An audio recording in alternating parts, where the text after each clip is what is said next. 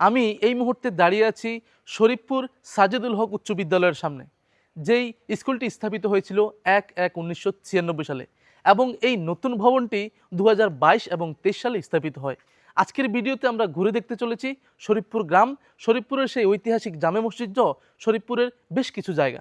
তাহলে চলুন কথা না বলে আজকের ভিডিওটি শুরু করা যাক।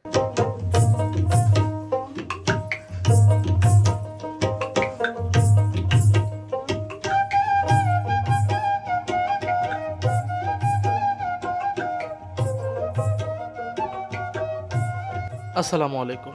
আজকের ভিডিওতে আমরা দেখব শরীফপুর গ্রাম, যা মনোহরগঞ্জ উপজেলায় অবস্থিত।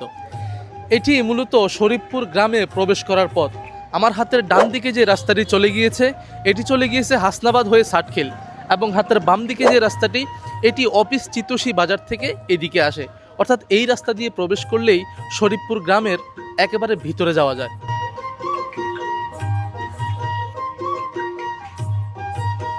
শরীফপুর গ্রামের প্রবেশ পথেই থাকছে শরীফপুর শাহ শরীফ হাফিজিয়া মাদ্রাসা ও এতিমখানা, যা শরীফপুরে প্রবেশের পথেই হাতের বাম পাশে পেয়ে যাবেন। এই দিঘিটির নাম নাটেশ্বর দিঘি, যার 4 ভাগের 3 ভাগই প্রায় মনোহরগঞ্জ উপজেলায়, বাকি 1 ভাগ শাহরাস্তি উপজেলায়।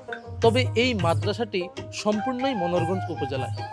মাদ্রাসার ছাত্ররা বিশেষ করে এই মনোহরগঞ্জ উপজেলার আওতাধীন নাটেশ্বর দিঘিটি ব্যবহার করে।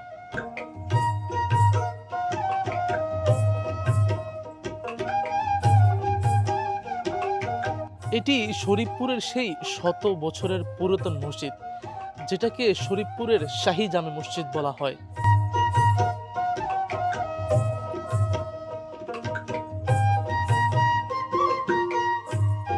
মসজিদের একেবারে সামনে অর্থাৎ এখানটায় রয়েছে সেই নাটেশ্বর দিঘি। আশা করছি সবাই এই দিঘি সম্পর্কে অবগত আছেন।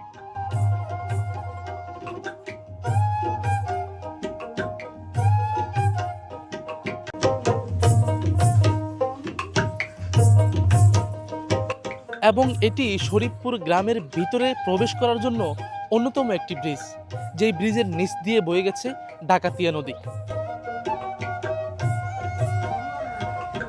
এটি শাহ শরীফ রহমতুল্লাহ আলাইহে এর মাজার, যেখানে প্রতিদিন ছুটে আসে হাজারো মানুষ। এটি শরীফপুর গ্রামে অবস্থিত।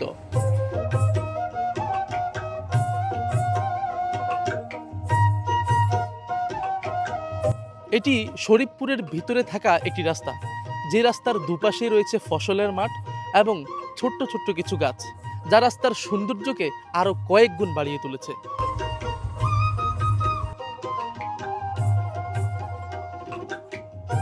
শরীফপুর শাহী জামে মসজিদ ছাড়াও শরীফপুরের গ্রামের ভিতরে রয়েছে আরো একটি মসজিদ।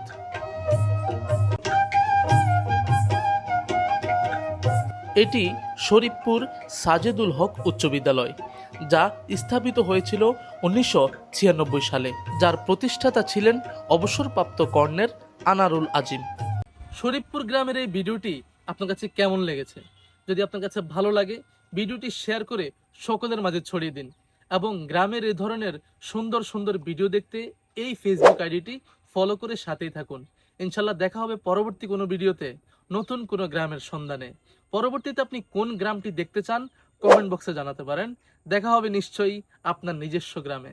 আসসালামু আলাইকুম, আল্লাহ হাফেজ।